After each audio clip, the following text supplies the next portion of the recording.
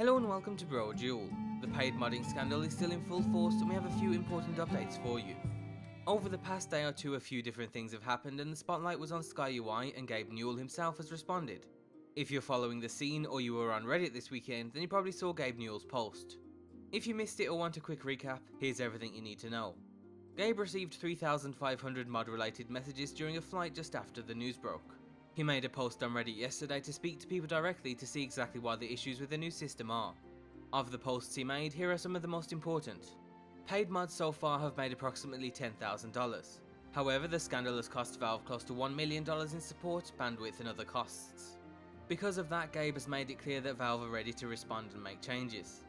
One of the plans is to completely remove the money limit on paid mods, so authors can set their mods to free, while also offering the option to pay something at the same time. Which is a step forward in the right direction, at least in our opinion. Gabe also stated that money is what drives work and the option for paid mods is supposed to increase the investment in quality modding, not hurt it. He then uses Team Fortress and Dota 2 as examples of how Valve hired modders, put money into the mods and made full-fledged legitimate games. However, the difference here is that Valve, an experienced developer and publisher, handpicked some of the best mods out there and then personally work with them to create something from the original mods, whereas Bethesda and Valve are doing nothing to help with the quality of Skyrim mods.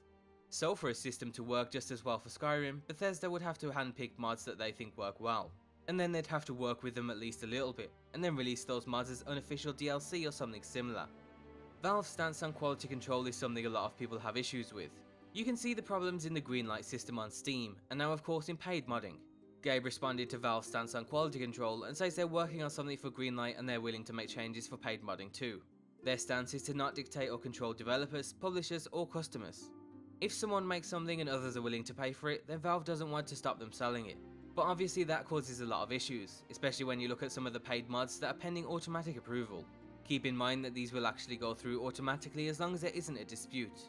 So we can expect a Lydia is a bit stronger now mod going for up to $100 within the next few days, as well as a dozen or so mods that just add piles of gold to your game. That's essentially all we got out of Gabe Newell's post. There's a great 5-point post by another editor that points out the main issues with the new system. It covers things like copyright, mod sharing and other issues caused by the introduction of money. As of making this video, Gabe has yet to respond to that, but we'll include a link down below so you can follow it for yourselves. Finally, the last bit of news is on SkyUI. The developers of the mod have decided to come back into development to update what's arguably the most popular Skyrim mod of all time.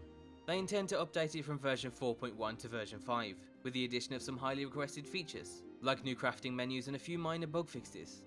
As you can imagine, a lot of people were concerned with the news, and of course, because it's the internet, angry insulting posts and probably death threats were handed out. When in reality, the new update won't affect you at all. The free version will always remain free and there'll be no changes to the mod menu side of things, so even if other mods update to work with SkyUI 5.0, your older version will still work fine. So basically you can think of 4.1 as the final version of SkyUI, and then the new update as a piece of optional paid DLC.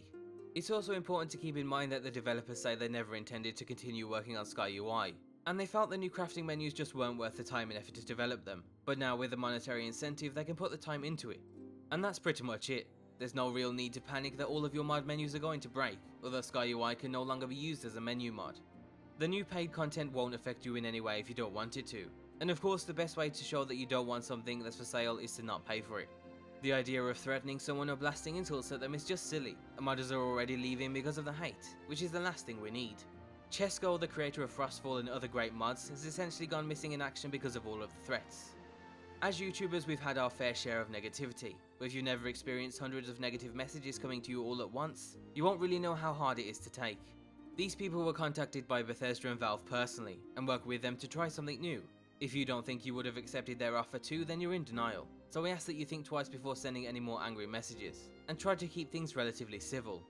Overall, that's pretty much everything you need to know, and things seem to be calming down a bit while Valve works out what to do, because clearly the current system just isn't going to work.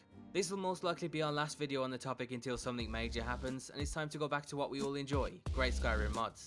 As always, thanks for watching, links and everything you need can be found down below.